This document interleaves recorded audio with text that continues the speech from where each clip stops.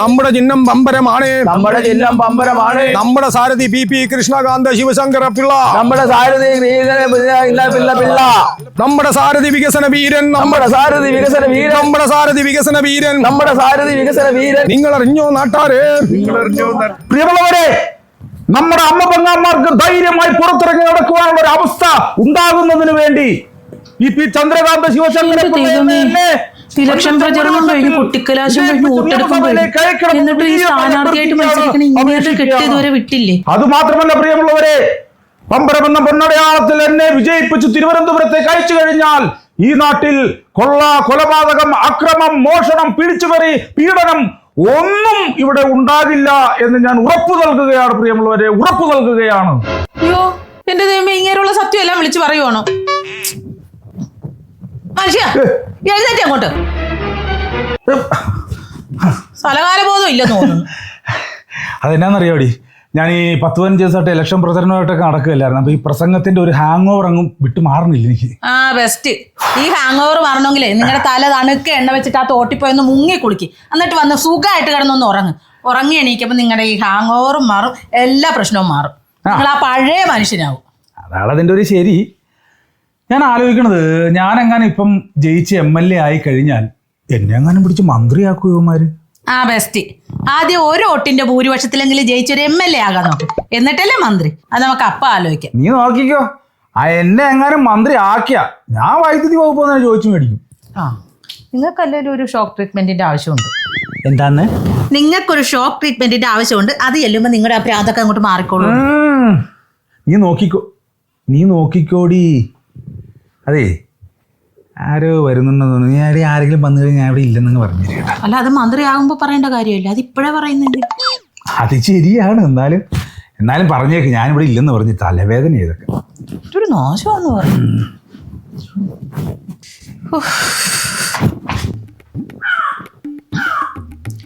നിങ്ങൾ ഇതുവരെ പോയില്ലേ? മോളെ, അയ്യോ മാമനാ. മാമ ഇരിക്കി. എനിക്ക് അവിടെ പോയി അവനെ കാണാനോ പ്രചരണത്തിൽ പങ്കെടുക്കാനോ എനിക്ക് പറ്റിയില്ല. ജില്ലകൾക്ക് അപ്പുറമല്ലേ അവൻ നിന്നത്. എന്റെ പൊന്നു മാമൻ കൂടെ പ്രചരണത്തിന് പോകാൻ ഞാൻ നന്നായി. ഇവിടുന്ന് എങ്ങനെ പോയ മനുഷ്യനാണ്. പ്രചരണം കഴിഞ്ഞിട്ട് ഇന്നലെ രാത്രി തിരിച്ചു വന്നപ്പോഴേ കറുത്ത് കരിവാളിച്ച് കോലം തിരിഞ്ഞിട്ട് എനിക്ക് പോലും ആളെ മനസ്സിലായില്ല. അത്ര കോലം കെട്ടുപോയി.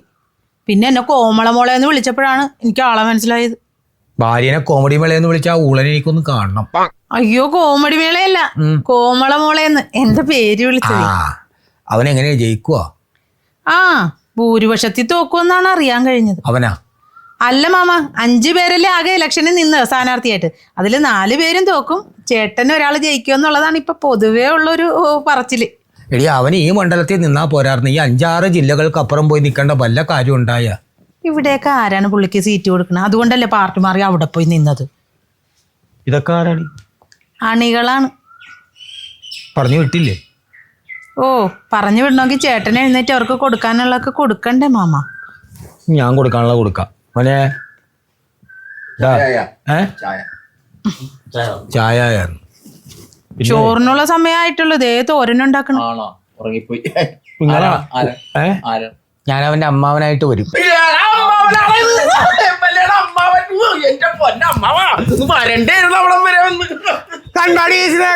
അവൻ പറഞ്ഞു കാണൂല എന്നെ കുറിച്ച്. പട്ടി നിങ്ങളല്ല അവൻ. അമ്മാവനൊന്ന് വരണ്ടതായിരുന്നു. വന്നിരുന്ന കണ്ണുകളിൽ പോയേനെ. ജനസാഗര സംഗമം അവിടെ. സാഗര സംഗമം ജയന്റെ അല്ലല്ലോ, കമലഹാസന്റെ അല്ലേ? അത് സിനിമ, ഇത് രാഷ്ട്രീയം. അവൻ എന്റെയാണ് മരുമോൻ. അവൻ എവിടെ കാല് കുത്തിയാലും അവിടെ ആള് കൂടും. അത് കൂടും കേട്ടാടി. അവിടെ ഒടുക്കത്തെ ആളായിരുന്നെന്ന്. മണ്ണിട്ടാ താഴൂലായിരുന്നു. അല്ലേടാ, ലക്ഷങ്ങളായിരുന്നു. ധീരവീര നേതാവേ, ധീരതയോട് നയിച്ചോളൂ. ലക്ഷം പിന്നാലെ. ലക്ഷം നമ്മുടെ നാടിൻ ഓമനപുത്രൻ. PP എങ്കിൽ വോട്ട് ചെയ്യുക. PP എന്നെ വോട്ട് ചെയ്യുക. നമ്മുടെ ചിഹ്നം പമ്പരം. ഫുഡ് ആൻഡ് അക്കോമഡേഷൻ എങ്ങനെയായിരുന്നു? ഭക്ഷണവും താമസവും? ഭക്ഷണത്തിന് ഒരു താമസം ഉണ്ടായില്ല. കേട്ടാടി, ഭക്ഷണത്തിന് ഒരു താമസം ഉണ്ടായില്ലെന്ന് പറയേണ്ട താമസമുള്ളൂ. രാവിലെ അല്ല ഇഡ്ഡലിയും സാമ്പാറും. ഇവിടെയാണെങ്കിൽ നീ എന്ത് കൊടുക്കും? ഉപ്പാവുമ്പോഴും. പിന്നെ റെസ്റ്റ്. ആണാ? പിന്നെ ഉച്ചക്ക് ചോറും മീൻകറിയും. വറുത്തതോട്ടായിരുന്നു. ഇവിടെയാണെങ്കിലാ ചോറ് സാമ്പാറും. പിന്നെ റെസ്റ്റ്. വൈകുന്നേരം ചായയും പരിപ്പടോ പഴംപൊരി. ഇവിടെ ആണെങ്കിലാ കട്ടൻ ചായ മാത്രം. പിന്നെ റെസ്റ്റ്. ഫുള്ള് റെസ്റ്റ് ആണല്ലോടാ, പ്രചരണത്തിന് പോയില്ലേ അപ്പ? ഇതിന്റെ ഇടക്കാണ് പ്രചരണം. വെയിലല്ലേ അമ്മാവാ. ചോദിച്ചാലോ? കോട്ടി ചോദിക്കണം ഇവിടെ. എന്താണ് അങ്ങനെ ഒരു തൃപ്തി തോന്നണില്ല എന്തോ. വീട് കണ്ടിട്ട് നോക്കണ്ട അല്ലേ? അല്ല, ലിസ്റ്റ് പ്രകാരം 3 വോട്ടുണ്ട് ഇവിടെ. 3 വോട്ടുണ്ടോ? ആ, വേറെ കേസുണ്ടേ. ഇപ്പൊ തന്നെ ഒരു 10,000 വോട്ടിന് ഞാൻ ലീഡ് ചെയ്യുകയാണ്. കാരണം ചോദിച്ചവരെല്ലാരും നമുക്ക് വോട്ട് തരാന്ന് പറഞ്ഞിട്ടുണ്ട്. ആരും തരത്തില്ല എന്ന് പറഞ്ഞിട്ടില്ല. അപ്പൊ അതുകൊണ്ടൊരു വിശ്വാസം. ഞാൻ നൈസായി ചോദിച്ചിട്ട് വരാം.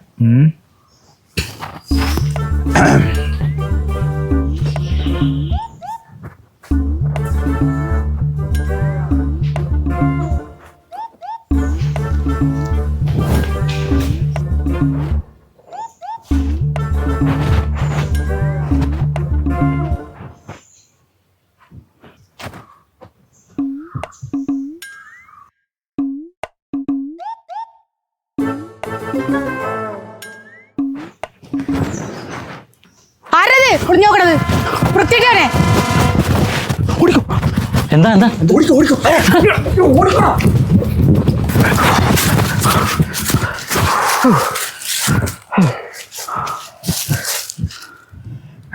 പറ്റിയത്? ഞാൻ ആ വീട്ടിലെ ജനല തുറന്ന് നോക്കിയില്ലേ, അവിടുത്തെ പെണ്ണ് തുണി മാറിയായിരുന്നു. അയ്യേ, കണ്ടാ? എന്നിട്ട് ഞാൻ കണ്ടില്ല. കണ്ടില്ലേ? അല്ല, അത് ഞാൻ കണ്ട്. എന്നെ ആ പെണ്ണ് കണ്ട കാര്യം ഞാൻ കണ്ടില്ല. നീ എന്താ പറഞ്ഞത്? 3 ഓട്ടാണെന്ന്. 3 ഓട്ടല്ല, എനിക്ക് 3 ആട്ടാണ് കിട്ടിയ അവിടുന്ന്. ഇവിടുത്തെ ഓട്ടം നമുക്ക് വേണ്ട. ഇല്ല, ഇപ്പൊ അങ്ങോട്ട് ചെല്ലു തരും. വൈകുന്നേരമാണ് ഈ പാമ്പ് മാളത്തിൽ നിന്ന് ഇറങ്ങണ പോലെ ബീവറേജ് ടീം ഇറങ്ങണത്. അവരെയൊക്കെ ആവാഹിക്കാൻ വേണ്ടി മറന്നുപോയോ അതല്ലെങ്കിൽ കറക്റ്റായിട്ട് ചെയ്തോ? എന്റെ മാമ, ഈ കള്ളുകൂടിയന്മാരെ നമുക്ക് അങ്ങോട്ട് ഒഴിവാക്കാൻ പറ്റുമോ? അവരല്ലേ നമ്മുടെ രാഷ്ട്രീയത്തിലെ വോട്ട് ബാങ്ക്. അതെ, അവർക്ക് വേണ്ടിയിട്ട് പ്രകടന പത്രികയിൽ ഒരു സ്പെഷ്യൽ സംഭവം തന്നെ അങ്ങോട്ട് ഇട്ടു കൊടുത്തു. അതിൽ അവര് വീണ്. ഛോ, അതൊന്നും കാണാൻ ഈ മാമന് പറ്റിയില്ലല്ലോ എന്ന് ഓർക്കുമ്പോഴാ. മറന്നുവോ പൂമകളെ, മറന്നുവോ പൂമകളെ. ഇവരോടൊക്കെ വോട്ട് ചോദിക്കേണ്ട വല്ല കാര്യമുണ്ടോ? നമ്മൾ ഒരു എല്ലാരും വോട്ട് ചോദിക്കണം. മറന്നുവോ പൂ. നിങ്ങളെല്ലാം അല്ല, അതെ, മറക്കരുത്. പിന്നെ ഓർത്തിട്ട് വേണം മറക്കാൻ. പക്ഷെ അതല്ലെന്ന്. എന്റെ ചിഹ്നം പമ്പരമാണ്. ഞാനാണ് ഈ നാട്ടിലെ സ്ഥാനാർത്ഥി. എഴുന്നേക്ക് വാ. നമ്മുടെ സ്ഥാനാർത്ഥിയാണ് ഈ നിക്കണത് കേട്ടാ. ഇപ്പൊ വാഴക്കൊല്ലം ടീം ഇപ്പൊ വന്ന് ഒരെണ്ണം അടിച്ച് ഞാൻ സെറ്റായി നിൽക്കും. അതാണ് വാഴക്കൊല ടീം കൊണ്ടൊന്ന് തന്നല്ലേ. അവർക്ക് വോട്ട് കൊടുക്കാന്ന് പറയുകയും ചെയ്തു. ഇതിലൊന്നും കുഴപ്പമില്ല. ഒരു കാര്യം പറയല്ലോ, 1-ാം തീയതി ഷാപ്പവധിയാണ്. ഇപ്പം അതെ, ബാറും അവധിയാണ്. അത് നമ്മളങ്ങ് മാറ്റും. ഞാൻ ജയിച്ചു കഴിഞ്ഞാല് 1-ാം തീയതി തുറന്നങ്ങ് വയ്ക്കും ബാറും ഷാപ്പും ഒക്കെ, കേട്ടോ. അപ്പൊ ഞങ്ങൾക്ക് വോട്ട് ചെയ്യണം. പറഞ്ഞു കൊടുക്കാം അങ്ങോട്ട്. അതായത് നമ്മുടെ പാർട്ടി അധികാരത്തിൽ വന്നു കഴിഞ്ഞിട്ടുണ്ടെങ്കിൽ തൊഴിലില്ലാത്ത ചെറുപ്പക്കാർക്ക് വേണ്ടി 7 ലക്ഷം രൂപയാണ് സബ്സിഡിയോടുകൂടി നമ്മുടെ സർക്കാർ ലോൺ കൊടുക്കാൻ പോണത്. അത് പിന്നെ ഇപ്പൊ ഈ പിടുത്തോമ്പലിയെ കഴിഞ്ഞിട്ടേ എന്തായാലും ഒരു 1.5 ലക്ഷം രൂപ കിട്ടും. പിന്നെ അത് നമുക്ക് കാലാവധി ഉണ്ടല്ലോ. അപ്പൊ നമ്മളൊരു 3 മാസം കൊണ്ട് തിരിച്ചടച്ചാൽ മതി. പിന്നെ ചേട്ടനെ പോലുള്ള കുടിയന്മാർക്ക് വേണ്ടിയിട്ട് സർക്കാർ ഇൻഷുറൻസ് പ്ലാൻ ചെയ്തിട്ടുണ്ട്. അത് ഈ ലിവർ ഒഴിച്ചിട്ടല്ലേ, ബാക്കി എല്ലാ അവയവത്തിനും കിട്ടും. വിളിച്ചാൽ ഞങ്ങൾ വിളിപ്പുറത്താണ് ചേട്ടാ. അപ്പൊ കാര്യങ്ങളൊക്കെ അറിയാലോ. നമുക്ക് വോട്ട് ചെയ്ത് നമ്മളെ വിജയിപ്പിക്കണം. പിന്നെ ഇപ്പൊ 12 മണി വരെയുള്ള ബാർ ഉള്ളല്ലോ. അത് നമ്മൾ നേരം വെളുക്കുന്നവരെ തുറന്നങ്ങ് വെക്കും. ബാറും ഷാപ്പും ഒക്കെ നമ്മൾ നേരം വെളുക്കുന്നവരെ തുറക്കും. അല്ല, പിന്നെ കുടിയന്മാർക്ക് കുടിക്കണ്ടേ ഇവിടെ നാട്ടില്? അടക്കത്തേ ഇല്ല. ബാർ അടയ്ക്കുന്ന പ്രശ്നമില്ല. അപ്പോഴേ ആദ്യം നീ നിന്റെ വായ നടക്ക്. ഇവിടെ നടക്കണ കാര്യമെല്ലാം പറഞ്ഞ് നടക്കണ ഒന്നും വയ്ക്കണ്ട അവിടെ. അല്ല, അപ്പൊ വോട്ട് പമ്പരത്തിന് ചെയ്യാൻ മറക്കരുത്. അല്ല, വോട്ട് ഞാനിപ്പോ മറ്റവർക്ക് കൊടുക്കാന്ന് പറഞ്ഞു പോയി. അതിലൊന്നും കാര്യമില്ലെന്ന്. രാഷ്ട്രീയക്കാരെല്ലാം അങ്ങോട്ടും ഇങ്ങോട്ടും വാക്ക് മാറ്റി പറയണമെന്ന് ഒരു കുഴപ്പമില്ല. അതെ, എന്നാ വോട്ട് നിനക്ക് തന്നെ. ഇനിയിപ്പോ ജയിച്ചു കഴിഞ്ഞാലും ഇവൻ അങ്ങോട്ട് താമസം മാറ്റേണ്ടി വരുമല്ല. ജയിച്ചു കഴിഞ്ഞാൽ മാത്രമല്ല, തോറ്റാലും അങ്ങോട്ട് താമസം മാറ്റേണ്ടി വരും. തോറ്റാൽ എന്തിനാ താമസം മാറ്റണത്? അതിലും വേണ്ടി കേസുകളായല്ല ഇവിടെ. കേസാ? അല്ലെ, വലിയ കേസൊന്നും അല്ല. നമ്മള് മന്ത്രി ആയി കഴിഞ്ഞാൽ ഒതുക്കി തീർക്കാവുന്ന കേസേ ഉള്ളൂ. ഈ പ്രചരണത്തിന്റെ ഭാഗമായിട്ടേ റോഡിൽ ഗതാഗത തടസ്സം, അങ്ങനെ ഒരു കേസ്. പിന്നെ ഹെൽമെറ്റ് ഇല്ലാതെ പ്രചരണം നടത്തി എന്ന് പറഞ്ഞ അങ്ങനെ ഒരു കേസ്. പിന്നെ വേറെ എന്താണ്, ഒരു കൊച്ചിനെ പൊക്കി ഇട്ടതാണ്, താഴത്തേക്ക് പിടിക്കാൻ മറന്നു ഈ പുള്ളി. എന്റെ ദൈവമേ, ഇവിടുന്ന് പോകുമ്പോ ഒരു ഒറ്റ കേസേ ഉണ്ടായിരുന്നുള്ളൂ. അതെന്ത് കേസ്? Suit case. ഇപ്പൊ അവിടുന്ന് തിരിച്ചു വന്നപ്പോ ആ സൂട്ട് കേസ് നിറച്ച് കേസാക്കി കൊണ്ടുവന്നാ. എടി, ഈ തെരഞ്ഞെടുപ്പിനൊക്കെ നിൽക്കുമ്പോ ഈ ചീത്തപ്പേരൊക്കെ ഉറപ്പാണ്. അതൊക്കെ നമുക്ക് തുടച്ചു കളയാവുന്ന. പിന്നെ ഒരു MLA ആയി കഴിഞ്ഞ് ഇതെല്ലാം മാറ്റിയെടുക്കാം. മന്ത്രി ആയി കഴിഞ്ഞാൽ ആരും അറിയാം. എന്ത് കാര്യം അറിയാന്നു? അതൊന്നുമില്ല. പക്ഷെ ഇതൊന്നും അല്ല വേണ്ടത്. മനസ്സ് നിറച്ച് അവരെ നമ്മുടെ കൈകളിലേക്ക് എത്തിക്കാൻ സാധാരണ നടക്കില്ലെങ്കിലും നമ്മൾ നടക്കുന്ന ചില വാഗ്ദാനങ്ങൾ നടക്കാത്ത പോലെ അങ്ങോട്ട് പറയും. ഞങ്ങൾ വാഗ്ദാനങ്ങൾ 4 ആക്കി തിരിച്ചിട്ടല്ല കൊടുത്തത്. മദ്യപാനികൾക്കൊരു വാഗ്ദാനം, ചെറുപ്പക്കാർക്കൊരു വാഗ്ദാനം, സ്ത്രീകൾക്കൊരു വാഗ്ദാനം, അല്ലേ, പുരുഷന്മാർക്കൊരു വാഗ്ദാനം, അങ്ങനെ ഞങ്ങൾ 4 ആക്കി തിരിച്ച്. സ്ത്രീകൾക്ക് കൊടുത്ത വാഗ്ദാനമാണ് വാഗ്ദാനം. എന്താണ് രണ്ടുപേരും കൂടെ വഴക്കിട്ട് നിൽക്കണ പോലെ? ചക്കട പൊന്നു വാ, എന്നാ വെള്ളമൊക്കെ കൂടി കേട്ടാ. എടാ, നമ്മൾ സ്ഥാനാർത്ഥിമാര് വോട്ട് ചോദിക്കാൻ വരുമ്പോ കാണുന്നവരെയൊക്കെ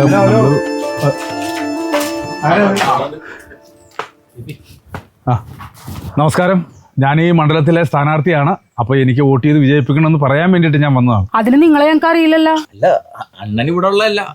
ഞാൻ എന്റെ വീട് തിരുവനന്തപുരത്താണ്. ഞാൻ ഇവിടെ വന്ന് മത്സരിക്കണം എന്ന് മാത്രമേ ഉള്ളൂ. എന്നാ പിന്നെ തിരുവനന്തപുരത്ത് നിന്നാ പോരെ മത്സരിക്കാനായിട്ട്? അങ്ങനെ നാട്ടിൽ നിൽക്കാൻ പറ്റാത്ത അവസ്ഥയിലാണ് അണ്ണൻ. അതെ.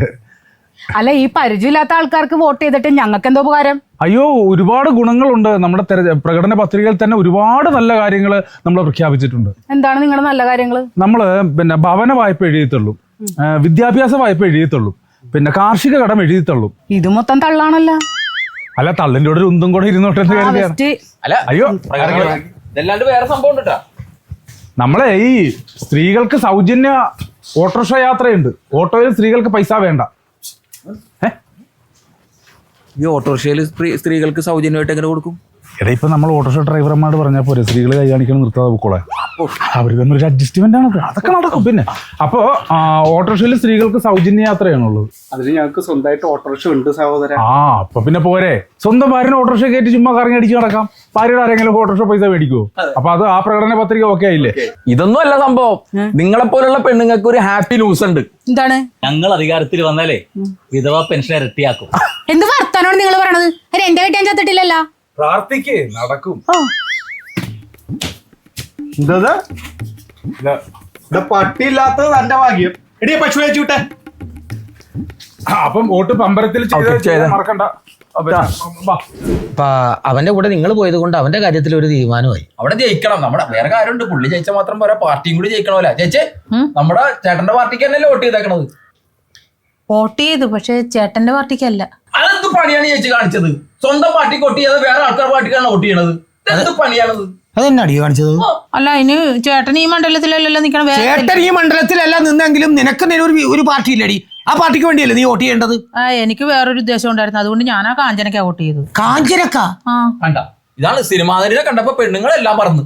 എടി, ആ സെലിബ്രിറ്റി ആയിട്ട് നടക്കണ പെണ്ണ. അവള് നിന്റെ ഭയങ്കര ശത്രുവായിരുന്നല്ല. അതിനൊന്നും ഇപ്പോഴും ഒരു കുറവില്ല. അവളിപ്പോഴും എന്റെ ശത്രു തന്നെ. എന്നാലും അവള് ജയിക്കണം മാമ. അതെന്നാ?